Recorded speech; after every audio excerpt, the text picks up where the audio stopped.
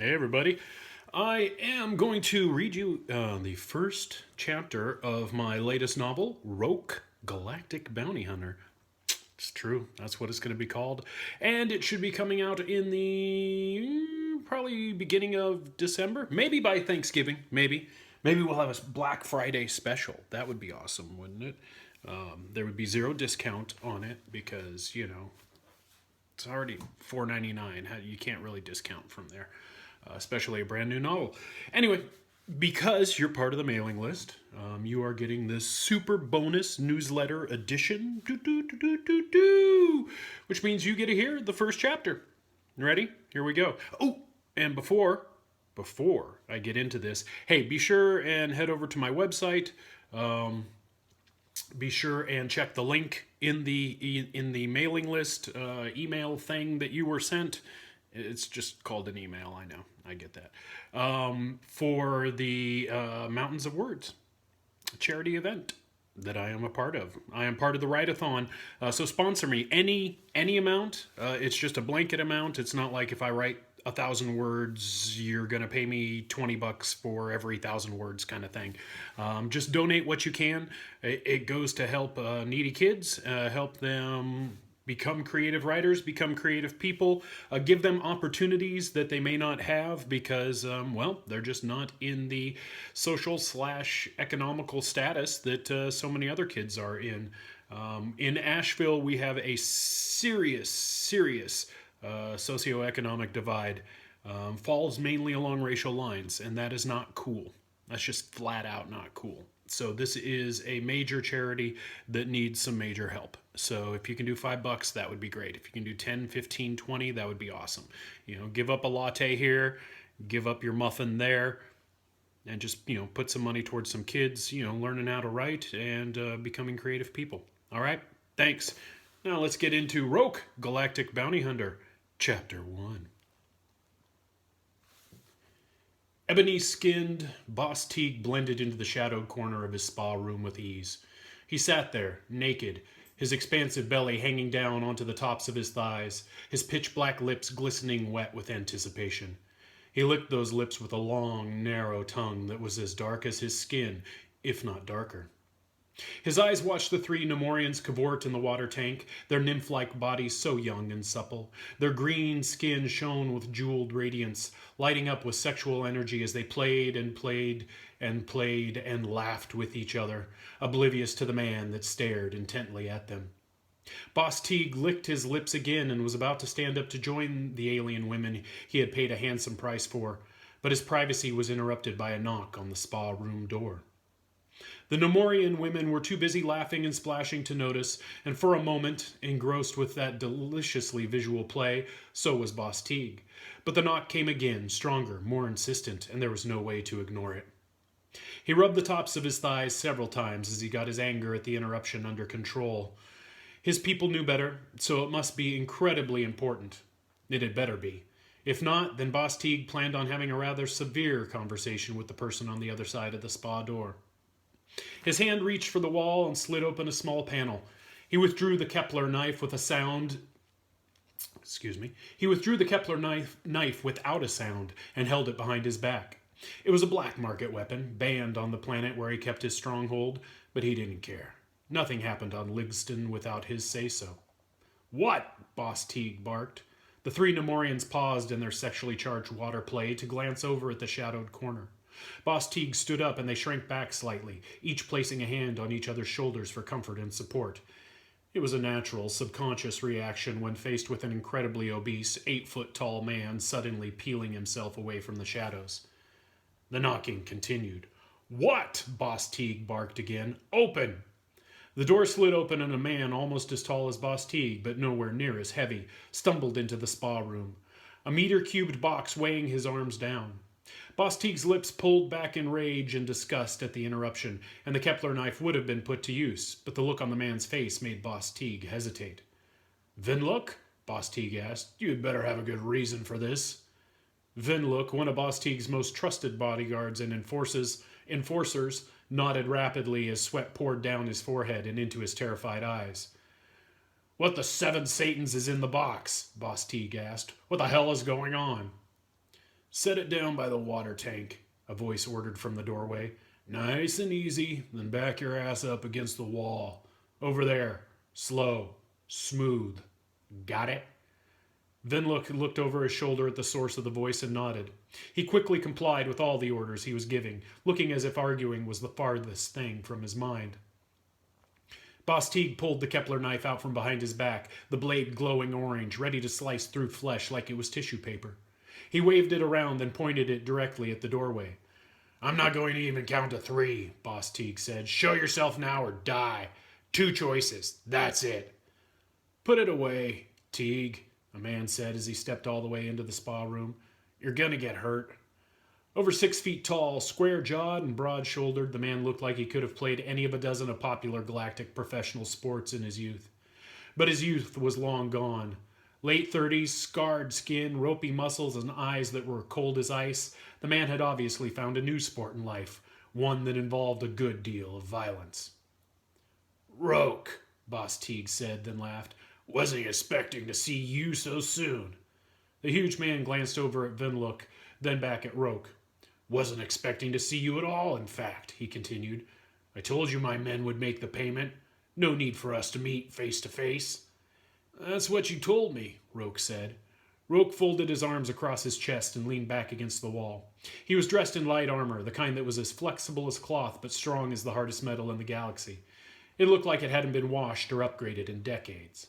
His arms were crossed over a blast-scarred section of the armor that drew almost all of the eyes in the room to it, minds instantly wondering how a man could survive such a blast and still be standing there before them.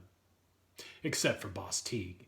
His eyes ignored the blasted armor and stayed focused intently on Roak's scarred face. What do you want, Roak? Boss Teague asked. He tilted his head slightly, giving the impression he was looking past Roak without actually looking away from the man. Where are the rest of my men? Most are alive, Roak said and shrugged, and most of those will probably live. Some won't. The ones that refuse to pay me don't even get a choice. They didn't make it.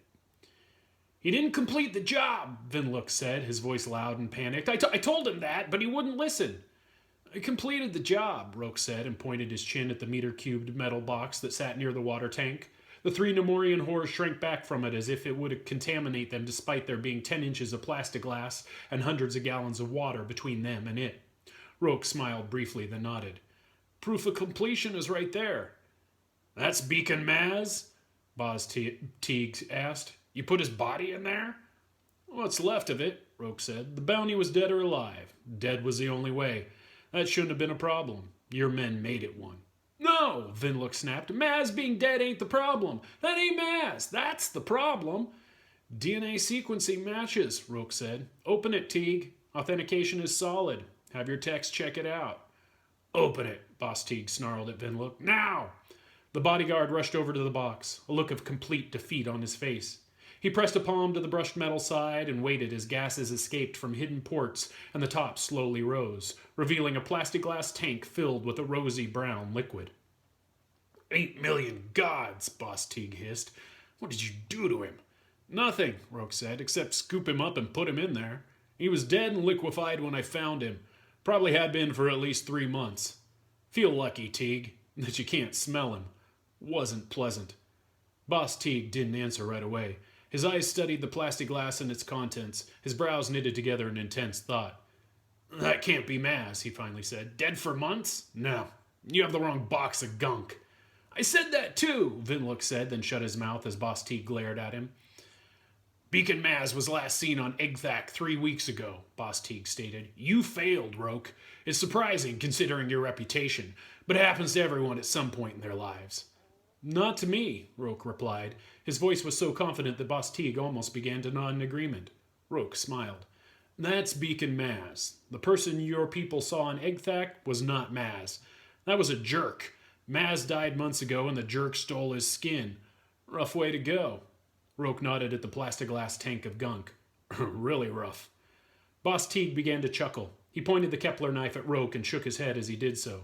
You, he hissed as he laughed. You're clever. Everyone said you were clever. I never take what others say for granted, but you've proven them right. You are clever. The knife was pointed at the remains of Beacon Maz. You want me to pay for that body, even though that's technically not the bounty you were hired for. You're wrong there, Teague, Roak said. Technically, that's exactly the bounty I was hired for. Bring you Beacon Maz. That's Beacon Maz. It's not my fault that the actual target you want is a jerk walking around inside Maz's skin. If you want me to find that guy or gal, then that's a whole other bounty. I'll take it on as soon as you pay me for this one. I ain't paying you for that tank of shit, Boss Teague said, still laughing. Oh, Roak, there's no way in all the hells that you're getting paid for that. You do your job and find the jerk that's causing me so much trouble, and then you'll see your credits. Chits, Roak said. Hardly. Hard currency. No credits. Chits. I'll take them now and be on my way, since it sounds like you don't want to hire me for the next job. You didn't complete the first one, Boss Teague roared, the laughing suddenly done. You ain't getting nothing until you do what I hired you to do. Roak only stood there against the wall, his cold, cold eyes locked onto Boss Teague's. The ebony giant growled low, then waved a hand over his wrist. A holographic display came up and several faces appeared within it, eyes hard and ready. Everyone, Boss Teague snarled. Send everyone to me, now. You're making a mistake, Teague, Roak said. Pay me what you owe me and this doesn't have to go bad for you. Bad for me? Boss Teague shouted. Bad for me! You are insane, Roak, insane! Roak raised an eyebrow in response. That was all. My guards will tear you a new one, Boss Teague yelled. They'll create orifices in your body that should only exist on a Nefernian. And when they're done doing that, I'll make sure every single one of those new orifices is violated in the most horrendous way. You hear me, Roak? You are going to die with less dignity than turpids get at the slaughterhouse. Just pay me, Teague, Roak sighed. Boss Teague's body shook with uncontrolled rage. Literally uncontrolled. The Kepler knife nearly came loose from his grip as he continued to shake. Roak sighed again. You're wasting my time, Roak said. Hire me to find the jerk that's been troubling your operation, or don't. Whatever you decide, you still have to pay me what you owe me. Boss Teague spluttered, angry spittle flying from his lips. The scene would have continued that way indefinitely, with Roak staring and Boss Teague shaking if a small army of muscle from various galactic species and races hadn't come crashing through the doorway and into the room. Roak drew his knife and slit the throats of the first 6 toughs that came at him before the rest even knew which way to look. With the corpses of their comrades creating a massive amount of multicolored blood on the spa room floor, the small army skidded to a halt and turned to face Roak, who was still leaning against the wall, his blade casually aimed at them. I can't kill you all, but I will kill most of you, Roak said. Leave. None moved. Roak shrugged. Then they moved at one. Then they moved as one. He slashed out, his arm never pausing. Roak was good with the blade he kept always strapped to his thigh. Very good. Of the small army that raced into the spa room, 8 were left by the time Roak was taken down. Those 8 made sure their comrades' deaths did not go unavenged. Roak managed to stay conscious for about 15 minutes before the blows to his head sent him sliding quickly into oblivion. And there you go. Boom! Chapter 1, Roak, Galactic Bounty Hunter. That's some hardcore shit. That's some crazy good stuff right there. I dig it. I like it. I can't wait to get the edits back and everything and get this out to y'all. Woo! Awesome. Anyway, like I said, in this email, you'll also find a link to the Mountain of Words write-a-thon. Please donate if you can. That would be great. And yeah, I'll talk to you later on the next weekly roundup and on the next monthly bonus episode. All right. Cheers, y'all. Boop.